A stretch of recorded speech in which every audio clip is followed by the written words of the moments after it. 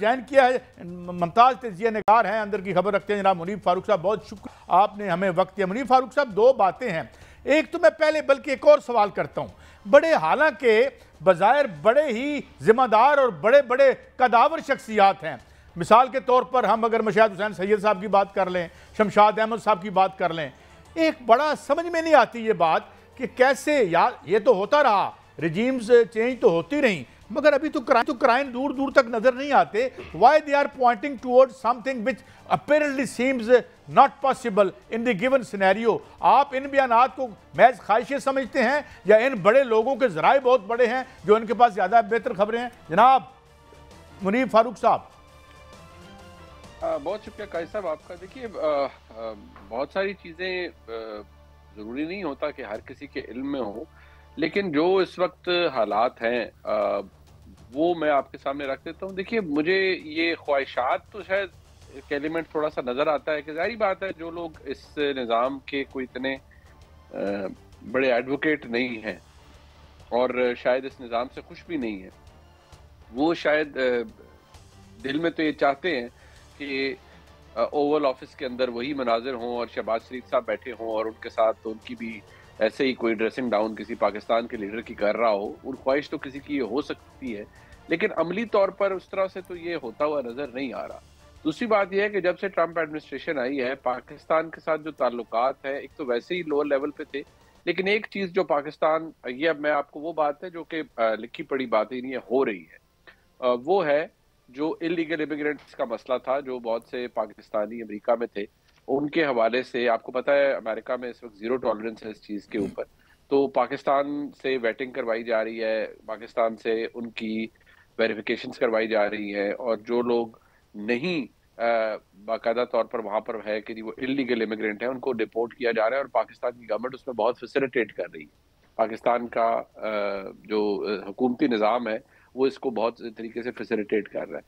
तो फिलहाल तो ऐसा कुछ नज़र नहीं आ रहा कि पाकिस्तान के अंदर कोई ऐसी सूरत हाल बन जाए जहाँ जिस तरह शमशाद खान साहब ने फरमाया कि बस वो हम पाकिस्तान के साथ निपटने के लिए आ रहे हैं। अब ख्वाहिश तो उनकी हो सकती है यकीनी तौर पर, लेकिन एक्चुअली तो ये होता हुआ नजर नहीं आ रहा। जब होगा तो फिर हर एक को पता चलेगा, लेकिन फिलहाल तो ना किसी का खत। लेकिन मुनीब भाई अगर अगर फर्ज करें, हम फर्ज कर लेते हैं मुनीब भाई, हम फर्ज कर लेते हैं कि कोई ऐसा दबाव आएगा या आता है, तो फिर हम इसको कैसे डील करेंगे? एस्टेब्लिशमेंट कैसे डील करेगी इसको? कोई इसको जाहिर है कोई ना कोई अपना तरीका तो अपनाया जाएगा। देखिए मैं सिर्फ इतना कह सकता हूँ कि मुझे कोई बहुत बड़ी चीज नजर नहीं आती ऐसी कि अगर कोई इस तरह की कोई इंडिकेशन आती है या कोई पाकिस्तान के साथ इंटरेक्ट किया जाता है, तो मुझे नहीं लगता कि उसके अंदर कोई बहुत बड़ी चीज कोई इस तरह से सामने आएगी। कोई बहुत अगर होगा भी तो जारी बात है पाकिस्तान की एस्टेब्लिशमेंट ने इसको प्रोटेक्ट किया है सारे निज़ाम को, तो वो इस सारे निज़ाम को इसके ऊपर जो उनका सारा बयानिया है उसको वो अपने साथ बना के भी रखेंगे और अपने सामने इसको चलाएंगे भी जिस तरीके से चला रहे हैं। वैसे तो मुनीब साहब ये वैसे ही बड़ी एक गलत और फजूल बात है, क्या इंडिया के बारे में ये बात की जाए तो क्या उसके जो भी धड़े हैं उसको अप्रिशिएट तो नहीं करेंगे? हमें अपनी खुद मुख्तारी और अपनी लड़ाइयाँ खुद ही लड़नी चाहिए। लेकिन मैं एक और तरफ आता हूँ, एक जो आर्टिकल बार बार आ रहे हैं और ख़त भी निकल रहे हैं और पता नहीं कहाँ से निकल रहे हैं मगर छप भी जाते हैं और टाइम जैसे जरीदे में छप जाते हैं, और उसमें वो बार बार कह रहे हैं कि जी मुझे डील ऑफर हो रही है, डील ऑफर हो रही है। तो ये खत कैसे और किस पुरस्कार रास्ते से निकलता है और फिर वहाँ छप भी जाता है और फिर उसमें ये क्लेम्स भी हैं, इस पर आपका टेक? देखिए मैं नहीं समझता कि वो पूरा आर्टिकल इमरान खान साहब ने खुद तहरीर किया है। जाहिर बात है उन्होंने किसी को छोटे पॉइंट्स बताए होंगे, फिर सब्सटैंशिएट करना, उसको एक्सपैंड करना, वो तो किसी पार्टी के अहदेदार ने किया या जिस तरीके से भी करवाया गया है। लेकिन जो बात, वो जो ऑफर वाली बात उन्होंने कही कि मुझे मुंतकिल किया, वो तो मेरे ख्याल में अब साबित हो चुका है कि वो बात तो फैक्चुअली गलत थी, क्योंकि गंडापुर साहब ने तो एक टीवी इंटरव्यू के अंदर खुद फरमाया कि वो मेरी तजवीज़ थी जिस पर मामलात थ्रू नहीं हो सके। तो ये 24 से 26 नवंबर के दरमियान जो मामलात चल रहे थे, मैं उस पर ज़रूर कहूँगा कि उस वक्त टेक्निकल लेवल का इंटरेक्शन तो ज़रूर था, क्योंकि मोहसिन नकवी साहब से गंडापुर साहब फ्रॉम द डे वन राब्ते में रहे और यही था कि डी चौक ना आए, इस तरह कर लें, उस तरह कर लें, छोटे मोटे मामलात। लेकिन मेजर पॉलिसी शिफ्ट के हवाले से तो कोई बात नहीं हुई, ना ही इमरान खान साहब की किसी मुंतकिली के हवाले से कोई बहुत बड़ी बात। अच्छा मुनीब साहब, दो तीन बातें और। एक तो ये कि ये कहा जा रहा है कि उनकी सेहत के हवाले से कुछ पिम्स के लोग मिले हैं, और आज कुछ लोग अपने सोशल मीडिया पे बता भी रहे थे, कोई कान की तकलीफ का बता रहा था, कोई कुछ बता रहा था। एक तो इस पे, और सेकेंडली ये शकूक क्या है, क्यों खतरा है मुबैना तौर पर PMLN को कि बजट में शायद पीपल्स पार्टी उन्हें वोट ना दे। अगर पीपल्स पार्टी ने वोट ना दिया तो मेरे ख्याल में हमें किसी विल्सन या ट्रंप की ज़रूरत तो नहीं होगी। जी यकीनी तौर पर अगर पीपल्स पार्टी निज़ाम को गिराना चाहेगी तो वो बड़े आराम से गिरा सकती है, सपोर्ट ना करके, और हालात को ख़राब कर सकते हैं। लेकिन मैं समझता हूँ कि वो सिग्नेटरी हैं इस पूरे मामले के अंदर, और वो नहीं चाहते कि किसी तरीके से भी ये मामला ख़राब हो और हालात ऐसे हो जाए जिससे कोई सिचुएशन एम्बैरेसिंग हो जाए इस निज़ाम के लिए, क्योंकि आसिफ जरदारी साहब इस निज़ाम के सिग्नेटरी हैं। वो नहीं चाहेंगे कि यह हुकूमत इस तरह से गिरे। अलबत्ता उनके तहफ़्फ़ुज़ात बहुत शदीद हो चुके हैं इस पूरे निज़ाम के साथ, ख़ास तौर पर PMLN के साथ, निज़ाम के साथ तो नहीं, PMLN के साथ उनके मामला ख़राब हो चुके हैं, जिसकी वजह से प्रॉब्लम एग्जिस्ट कर रहा है। इस पे थोड़ी रोशनी डालेंगे मियाँ साहब का सवाल। मैं होल्ड पे है, मैं माफ़ी चाहता हूँ कि ये क्यों मामलात ख़राब हो रहे हैं PMLN और PPP के। कोई जरदारी अपना बिलावल भुट्टो साहब के PM बनने का मामला है, या नेक्स्ट PM जो है वो मोहतरमा मरियम साहबा का बनने का मामला है, या ये महज एक र्यूमर मिल है?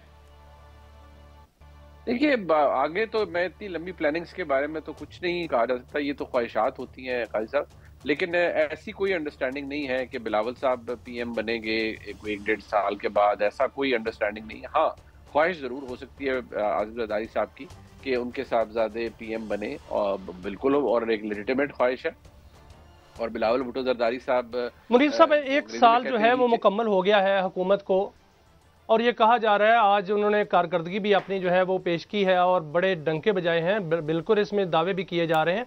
लेकिन साथ साथ बेचैनी है नून लीग में। राना सनाउल्लाह का बयान, आज जो एहसन इकबाल का बयान, क्या बेचैनी जो है वो एक माजी की याद उनको आती है, या उनको कोई ऐसा मालूम हो चुका है, या कोई ऐसा बांध गए हैं खतरा कि वो कह रहे हैं कि 12 अक्टूबर ना हुआ, या वो कह रहे हैं कि जब हम मसाइल को हल चाहते हैं करना शुरू कर देते हैं तो हुकूमत ख़त्म कर दी जाती है? क्या कोई ऐसा कोई मामला नज़र आ रहा है मुस्लिम लीग नून को, या माजी की याद आ रही है?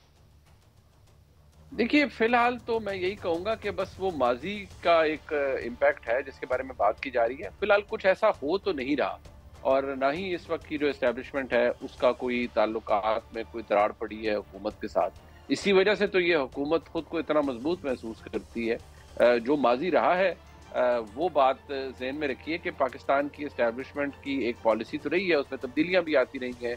मियां नवाज शरीफ साहब को 3 दफ़ा वज़ीर-ए-आज़म बने, घर भी भेजा गया है, मुख्तलिफ मामलात रहे हैं। तो इस दफ़ा तो ये बात तो मरीम नवाज शरीफ साहबा ने भी कही कि PMLN की हुकूमत की कॉन्टीन्यूटी होनी चाहिए और आगे मामलात बढ़ने चाहिए।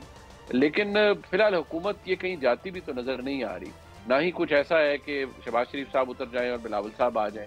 फिलहाल तो ऐसा भी कुछ नहीं है। बल्कि अगर मुनीब भाई, अगर मैं ये कहूँ कि ना आती नज़र आती है ना जाती नज़र आती है, मगर एक सवाल मैं और आपसे करना चाहता हूँ, और वो ये है कि परवेज़ खटक साहब की तैनाती पे बड़े लोग यानी हैं बंगुश्त बददां कह लें या कुछ कह लें, और ये कहा जा रहा है कि शायद किसी और अहम शख्सियत को जो शायद मुस्लिम लीग नून के ताबे नहीं है कैबिनेट में, उसकी ये रिप्लेसमेंट भी मुबैना तौर पर हो सकते हैं। Any insider on this Munib साहब?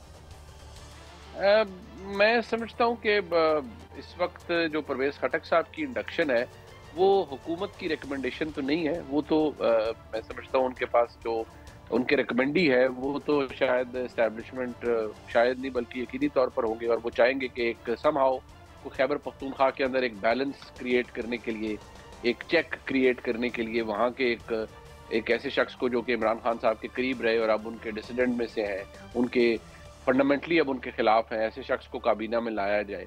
तो ये तो more about it's a political strategy जो कि हो रही है, और इसके अंदर यानी कोई फंडामेंटल चेंज आप ये कह रहे हैं कि पॉलिसी में नहीं है एस्टैब्लिशमेंट की तरफ से। बहुत शुक्रिया।